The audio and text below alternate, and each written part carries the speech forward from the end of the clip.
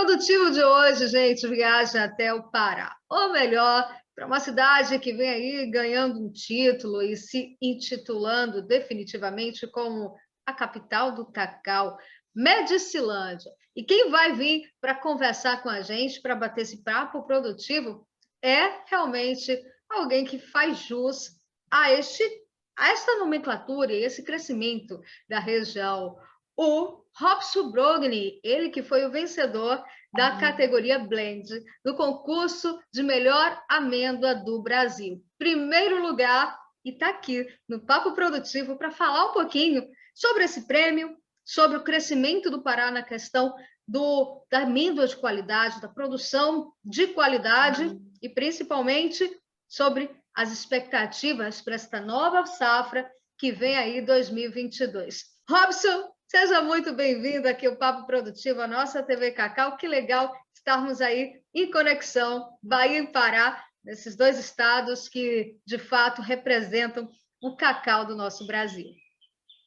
Beleza. Muito obrigado pela oportunidade, Caliana. É um prazer estar aqui com vocês, nesse intercâmbio pelas redes sociais de Bahia-Pará, Pará-Bahia, né? Estamos aqui à disposição para esclarecer o que você quiser saber, das curiosidades aqui da nossa região, da cacaicultura. E vamos lá. Você que manda ali as...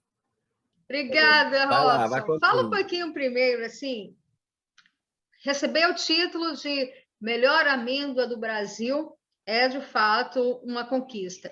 Quem entende o processo de como cultivar, como colher, como tratar a nossa amêndoa, sabe que não é um título que se ganha do nada. Tem muito trabalho por trás disso. E aí, como produtor, queria que você contasse para a gente essa construção de produzir com qualidade a ponto de chegar a ser homenageado e reconhecido como uma das melhores amêndoas, ou a melhor amêndoa na categoria Blend do nosso Brasil. Bom, nós começamos com o cacau fino em 2015, quando o Sebrae implantou um projeto aqui em Medicilândia para incentivar os produtores a melhorar a qualidade do cacau. Então, de 2015 até 2017, nós fazíamos apenas por experiência. Cacau fino, de alta qualidade, sem comércio para ele ainda. Vendia como book, como cacau tradicional. Até que 2018, apareceu o primeiro cliente, um chocolateiro de porte médio de Belo Horizonte, interessado nas nossas amêndoas. Então, a gente mandou uma amostra para ele, ele gostou, aprovou e fez a primeira compra. Fez o chocolate dele, agradou o chocolate, o resultado foi maravilhoso. A partir disso, ele começou a comprar da gente anualmente, toda a safra, uma quantidade razoável até. Aí isso foi para a gente, foi uma vitrine, porque ele mesmo começou a indicar a gente para colegas chocolateiros. Aí a gente viu que tinha um cacau de qualidade. Então, vamos agora investir mesmo para comercializar, para focar no mercado de cacau fino. E a gente fez isso.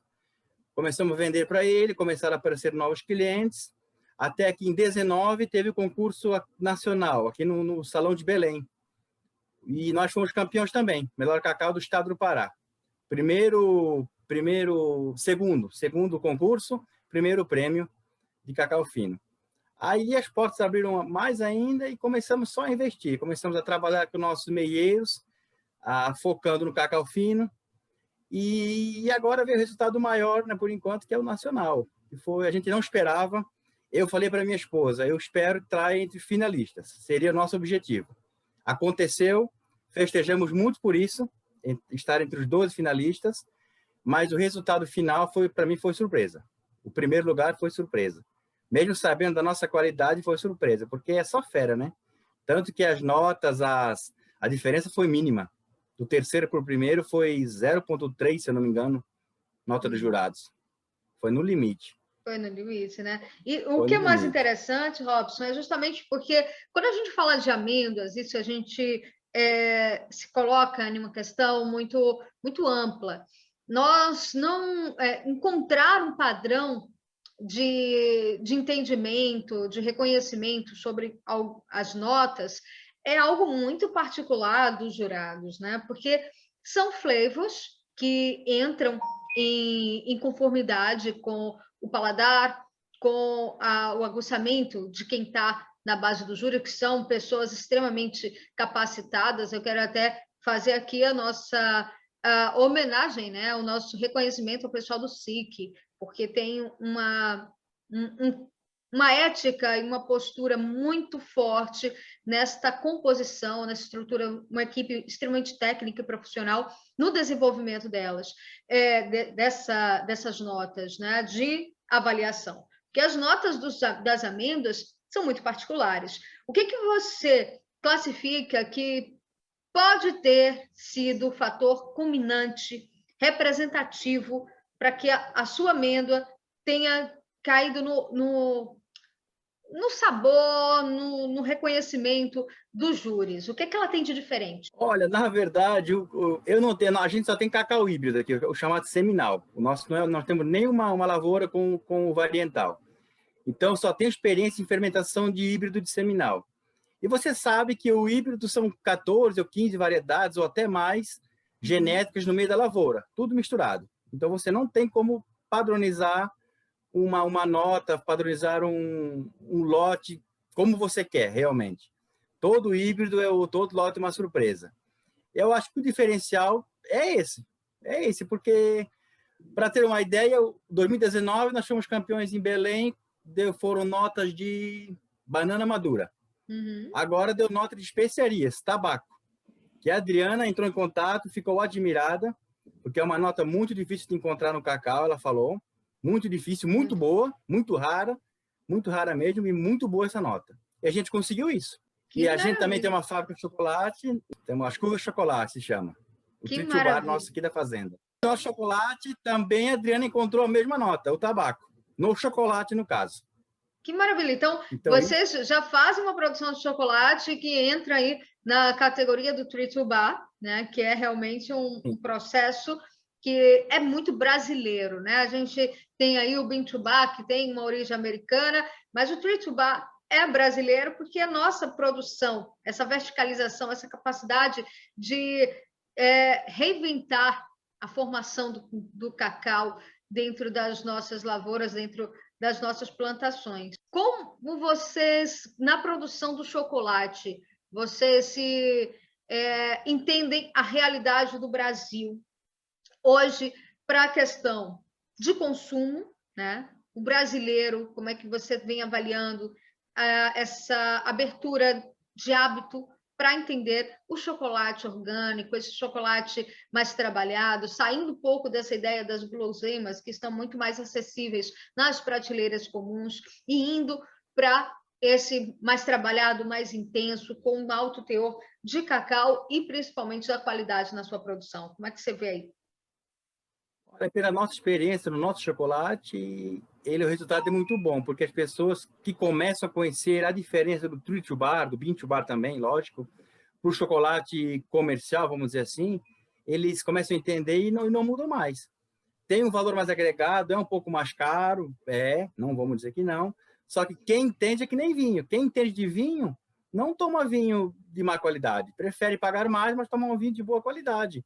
Conhece a procedência da uva, conhece o produtor, a história do produtor, a história da fazenda, e assim é o Treat Bar principalmente. Porque nós estamos, para você ter uma ideia, trabalha com a gente aqui 40 famílias diretamente, que aqui é o sistema de meieiros, a gente chama aqui no Pará. Então é muito legal você ver o seu meieiro aqui na lavoura, no dia a dia, lá no solo, lá na lavoura, na colheita, ver o produto final aqui dentro da fazenda. O próprio meieiro já consome o nosso chocolate. Olha. Já deixa de comprar o comercial lá no mercado e compra aqui da gente, aqui na nossa lojinha, aqui na própria fábrica. Então, para você que já começa por aqui essa evolução, né, nesse mercado novo que vai surgindo. E os grandes centros, mais ainda, porque os consumidores estão nos grandes centros, né? A nossa região ainda é muito fraca nisso, muito carente em consumidor que investe no chocolate mais fino. A região aqui ainda não está bem aguçada.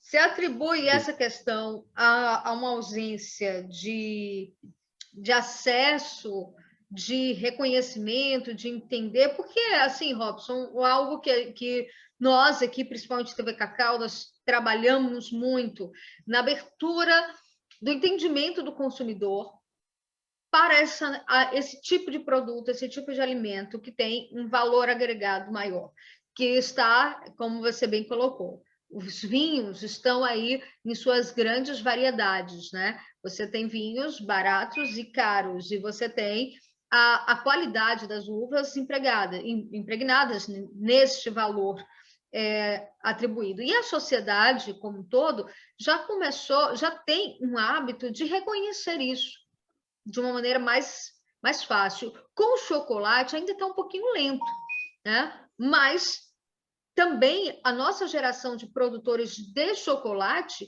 começa a se fortalecer agora. Aqui na Bahia, por exemplo, nós classificamos com o processo Fênix. Nós passamos por um grave problema da vassoura de bruxa, uma decadência da autoestima e do reconhecimento, da valorização do próprio produtor pela terra, por conta desses problemas sociopolíticos que tivemos. E hoje há um ressurgimento, né, por base dos produtores de cacau que vêm com os seus filhos, seus netos, sendo produtores de chocolate. Aí no Pará, como é que vocês estão visualizando o entendimento do consumidor e, principalmente, as políticas públicas relacionadas para o incentivo na produção e na verticalização do nosso chocolate? Olha, falar nossa região em política pública é meio complicado, eu vou ser sincero contigo. Não, o incentivo não é muito bom, não é muito bom. Por enquanto, a visão ainda mais é o cacau comercial. A Transamazônica ainda tem um cacau de muita qualidade, nós temos aqui um diamante a ser lapidado, só que ainda não foi enxergado isso. Aqui ainda a visão 90% ou mais é o cacau bulk convencional, o cacau sem seleção alguma de doença na lavoura, nem sem fermentação básica, lavoura, secagem multinacional. Aqui é ainda muito bitolado nisso. Então, para verticalização, ainda está meio devagar. Nós estamos aqui, nossa região, nós estamos acho que tem uns 6 ou 7 já entre Bintubar e Titubar, aqui na região de Altamira, Medicilândia, e a gente vai por pernas próprias. Vamos levando como dá, tirando dinheiro do nosso bolso, tentando incentivo de algum lado, de algum meio, só que é meio difícil. E o Pará tem o Procacau, né? Tem muito incentivo que, teoricamente, teria que funcionar. Só que, na realidade, não funciona. Não é só para o chocolate, é desde lá da lavoura, do tal do uso do funcacau, que teria que ser usado diretamente para o produtor, mas melhor não comentar, é meio... Mas aí que é bom comentar, Robson, porque é algo que nós aqui da TV Cacau queremos ter realmente o esclarecimento por um detalhe. Medicilândia, por exemplo, é uma cidade que vem ostentando o título de cidade do cacau, né? Capital do cacau. Não só você, mas o primeiro e segundo lugar, não foi? A Hélia Moura também recebeu aí o prêmio de melhor amêndoa. O Pará tem uma gama de produtores que estão trabalhando e levando o nome do estado, do município, e incentivo. Aí vamos direcionar aqui holofotes para as nossas autoridades. A gente não está aqui fazendo apologia política, não, tá, gente? Mas nós queremos fazer um direcionamento e chamar a atenção. Cacauicultores são representantes do desenvolvimento de um país. A nossa cacauicultura, e a exemplo da nossa Bahia, Robson, nós precisamos gritar pelo reconhecimento dos estados e dos produtores que, de fato, fazem algo pelo desenvolvimento pelo agronegócio. E cacau tem passado, presente e futuro nesse quesito de produção e de geração econômica. Estamos falando aqui de que vocês verticalizam, vocês não só pegam a planta e tiram e fazem a venda das amêndoas para as moageiras ou para as distribuidoras. Vocês, além de fazerem isso, vocês produzem chocolate, que é o produto, é o alimento mais consumido do mundo. Na época de pandemia, o chocolate não caiu a vendagem, não. Cresceu, continuou a dar renda dá lucro. Nós temos, quando a gente fala de cacau, nós não estamos falando só da agricultura, nós estamos falando de meio ambiente, nós estamos falando de crédito de carbono. Vocês estão na Transamazônica, né? Um local extremamente valioso para o Brasil e para o mundo. E cacau preserva, cacau floresce, cacau dá resultados. Então, é vergonhoso, Robson, que essa realidade se estenda pelo Brasil afora. Estamos aqui da Bahia, a gente, confesso que ficamos assim, é só com a gente? Esse problema é só aqui? Sentimos solidários, né? E saber que, infelizmente, esta é uma realidade ampla. Governantes, se você pegar, entendam isso. Se você pegar, por exemplo, os concursos passados do SIC, a região aqui sempre foi premiada, desde o primeiro. Uruará, temos o Ivan Dantas aqui, que é um dos pioneiros em cacau fino, o seu Ivan Dantas, aqui de Metsilândia. Brasil Novo ficou em terceiro lugar nesse concurso agora, 2021. O José Novo Evangelista Repartimento ganhou agora o segundo do mundo, aqui do ladinho, Transamazônica também, lá do projeto Tuerê. Entendeu? Aqui a qualidade tem muita. Tem que saber lapidar isso, esse diamante, que nem eu falo. Eu uso o exemplo do diamante. Depois que for lapidado, depois que o mundo souber do que tem aqui, aí vai mudar. Tomara que mude. Exato, Robson. E aí, nesse ponto, queria mais a sua opinião. O Brasil ele já chegou a ocupar o primeiro lugar no mundo produção de cacau, chocolate, de cacau. Perdemos nossas posições para a Costa do Marfim, países, né, que têm aí, infelizmente, algumas políticas, algumas formas de produzir que não os dá o direito de estarem como primeiros produtores, porque quando você faz uma produção em cima de trabalho escravo, em cima de desmatamento, sem respeitar as diretrizes, né, legais e constitucionais e humanas, não é válido estar em primeiro lugar, coisa que o Brasil não. Né? Nossa legislação, apesar de muitas vezes ser muito burocrática em algumas questões, aí a gente bate muito aqui na questão do manejo da cabruca, né? Que a gente tem a cabruca aqui na Bahia muito forte, nós precisamos ter uma flexibilidade para que haja um manejo consciente, um manejo saudável, um manejo de permitir com que o produtor continue plantando, continue produzindo dentro da mata, fazendo com que haja esse consórcio sólido. Aí na Transamazônica, creio que o processo dos sistemas agroflorestais, né, os consórcios também são muito fortes. Eu queria que você falasse, no âmbito geral, você como um produtor desde aí de um bom tempo, como é que você vê o Brasil observando a cacauicultura e os seus maiores obstáculos hoje, fora, né, a ausência de incentivo financeiro, que é algo que realmente engessa muita gente, mas também como é que você observa as questões políticas de legislação para a produção do nosso cacau e chocolate? Eu acho que o principal para nós produtores aqui no dia a dia da lavoura é agora, por exemplo, eu uso a CEPLAC como exemplo, que a CEPLAC é o órgão especializado no cacau no Brasil todo.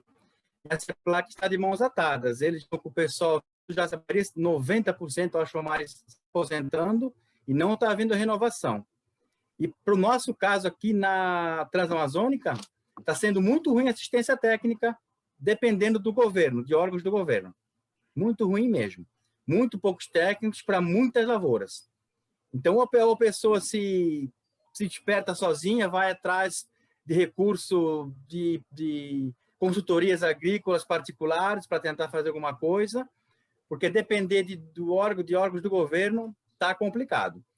CEPLAC, o pessoal daqui mesmo, eles são muito, muito prestativos, são demais. Quando conseguem atender, vêm e atendem, sabem, entendem, só que estão de mão atadas. Não tem dinheiro para combustível, tem momentos. E agora parece que até o campo já foi cortado, né? Eles não podem mais fazer o trabalho de campo, né?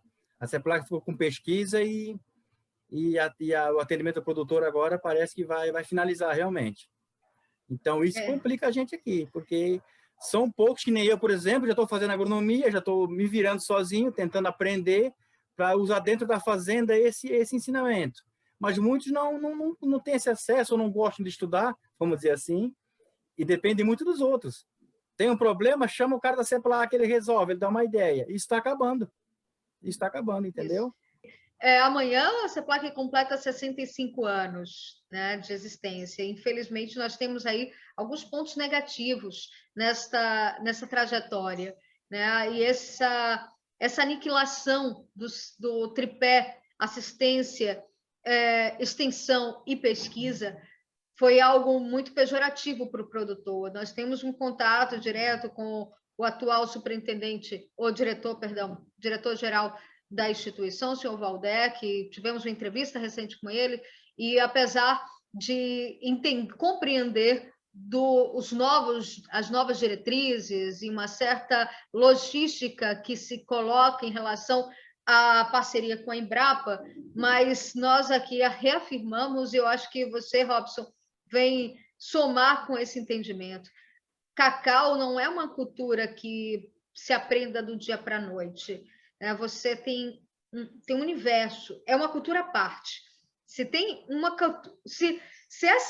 essa cultura agro necessitou ter uma instituição específica para tratar dela, como a CEPLAC, coisa que nenhuma outra cultura tem, é porque tem muita coisa ali para ser divulgada, entendida e compreendida. E você falar um pouquinho sobre a CEPLAC, 65 anos, nesse período que você produz cacau, como foi a sua relação com a CEPLAC, com os técnicos da CEPLAC? Para a gente aqui não tem no que reclamar. Eu estou há 13 anos no cacau, eu sou catarinense, estou há 13 anos aqui no estado do Pará, dentro do cacau, trabalhando com cacau. E desde então a CEPLAC, para a gente, para o sítio Ascurra, particularmente aqui, sempre atendeu, sempre estava aqui de prontidão. Precisando, eles vinham aqui, passavam um dia, reunião com trabalhadores, aperfeiçoamento em poda, pragas, doenças. São muito bem atendidos. E 3 anos para cá que isso piorou, não por culpa deles, como eu já falei. Por ligação, por telefone, atendem super bem, o que podem ajudar, ajudam. Mas o presencial que agora está ficando para trás, estão devendo um pouco isso. Mas até agora sempre foram muito bem atendidos. Essa é a nossa CEPLAC, essa é a nossa grande instituição, pertence ao Brasil, pertence ao produtor de cacau, produtor brasileiro, e merece nossa homenagem prévia aqui, que amanhã, 65 anos de muita resistência, mas que, diante ao entendimento, à abertura, né, de pensamento dos gestores, quem sabe a gente não consegue recuperá-la e promover a sua revitalização plena. Né? E o pecado, vamos dizer assim, é porque se encerrar isso, que não continuar, o conhecimento vai junto, né? Porque não está sendo renovado. São técnicos ali que estão se aposentando, não estão passando conhecimento para novos, para jovens, agrônomos, técnicos mesmos, e vai se acabar. Isso que é o pecado, vamos dizer assim. Exato. Senão, são férias, o pessoal entende. Eu quero mandar um alô especial aí para o Elpidio, para o Manfred, são parceiros grandes, para Fernando, né, que tem um grande conhecimento também na área, e Fernando Mendes, são pessoas que têm um vasto currículo. Eu tive o prazer de entrevistá-los, de ter na Saga do Cacau aqui, e fazer com que eles pudessem transmitir e deixar registrado, né, nessa era digital, um pouquinho do conhecimento deles, e que a nossa CEPLAC se recupere nesse período, né, de turbulência. Eu acredito, Robson, que o conhecimento sempre vai estar na frente. Então, uma hora ou outra, ele vai ser priorizado e a nossa pesquisa vai estar ali, sendo reconhecida pelos novos depende muito gestores. deles, não pode acabar, não. Eu sou um defensor da CEPLAC assíduo, eu defendo a CEPLAC debaixo da água, vamos dizer assim. Coisa boa. Não é à toa que é o melhor produtor de amêndoa do nosso Brasil, né? Graças a Deus. Teve uma boa escola, né, para poder Exatamente. difundir esse conhecimento. Robson, Qual é a sua expectativa para a safra 2022, né? Como é que você visualiza esse ano para a produção da amêndoa, para o faturamento e para também a comercialização do chocolate? Olha, produção eu acho que vai ser melhor que a passada, que 2021, para nós aqui. Ano passado a produção deu baixa e o que deu muito doente. Foi uma safra típica, muita fruta com... Mesmo que a gente tem todo o zelo, todo o manejo adequado, mesmo assim, foi uma safra muito doente. Aí, queira ou não queira, perde peso, perde qualidade, é mais complicado. O ano passado, para ter uma ideia em números, a nossa média foi 1,5 quilos por planta, aqui da nossa fazenda. Esse ano, eu acho que vai dar 1,8 a 2 quilos por planta, pela previsão da floração, da birração, que já está birração de safra já. Eu acho que a gente vai conseguir bater a safra passada tranquilamente, se nada acontecer, que Deus o livre daqui em diante, até chegar a safra.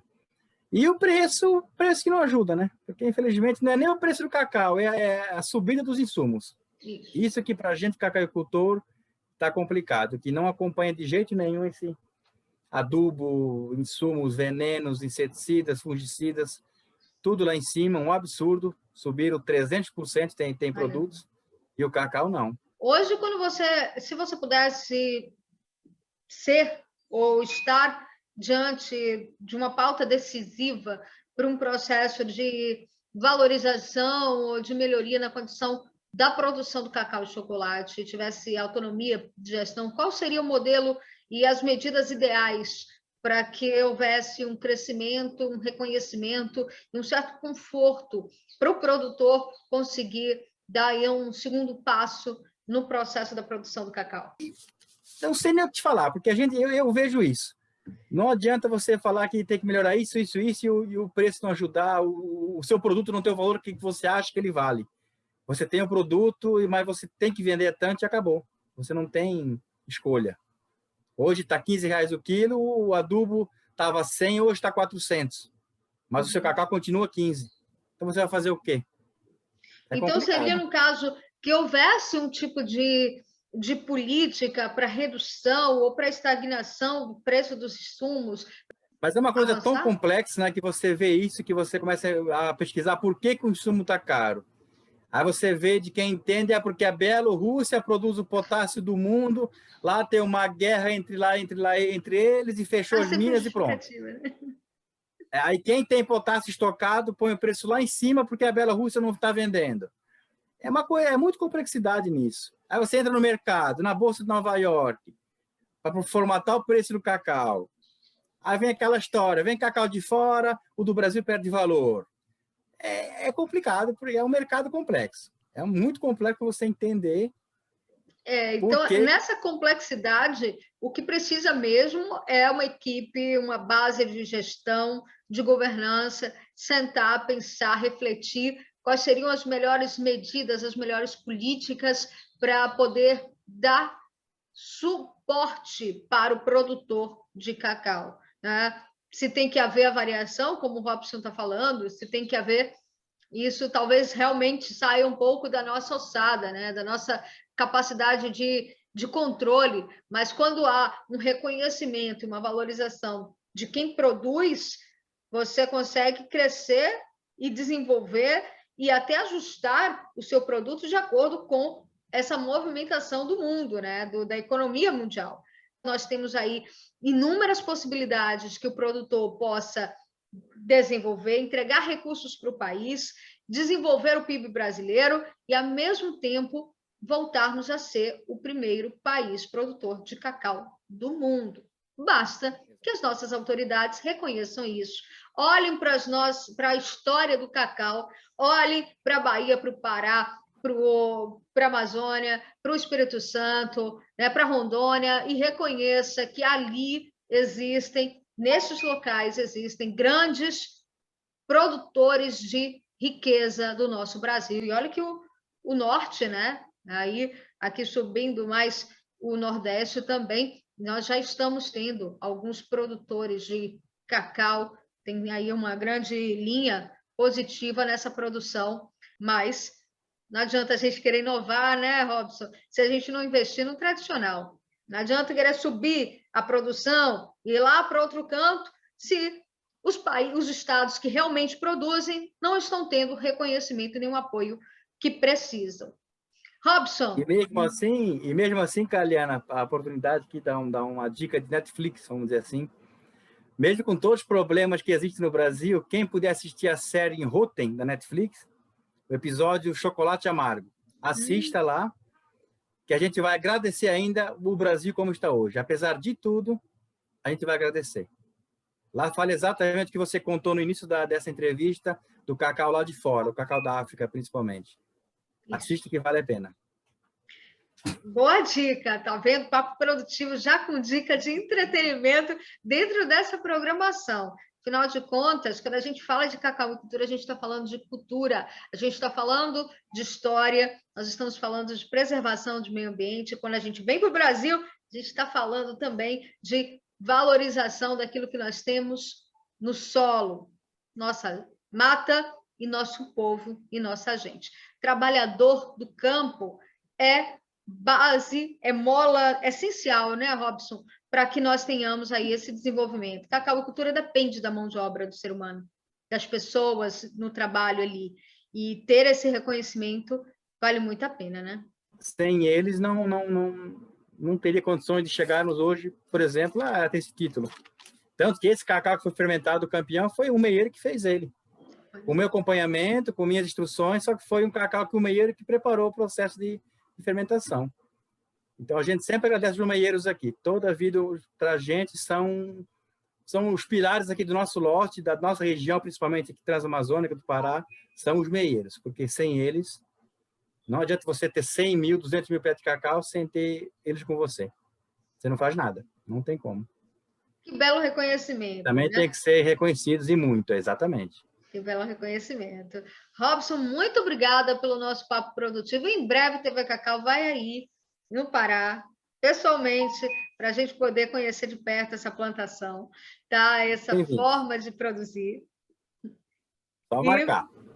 Exatamente. Exatamente. O papo produtivo de hoje, gente, faz essa viagem, está nessa conexão Bahia-Pará, para levar essa informação de como o nosso Brasil é rico em produtores e em produção desse fruto que produz o alimento mais amado do mundo, mas não é só chocolate, não. A gente trabalha do cacau ao chocolate. São muitos produtos e muitas histórias para serem contadas também dentre eles. Muito obrigada, Robson, por esse papo aqui conosco. Eu agradeço. A nossa TV Cacau. Eu agradeço. Tudo de bom. Abração. TV Cacau, produzindo conteúdos com fruto do conhecimento.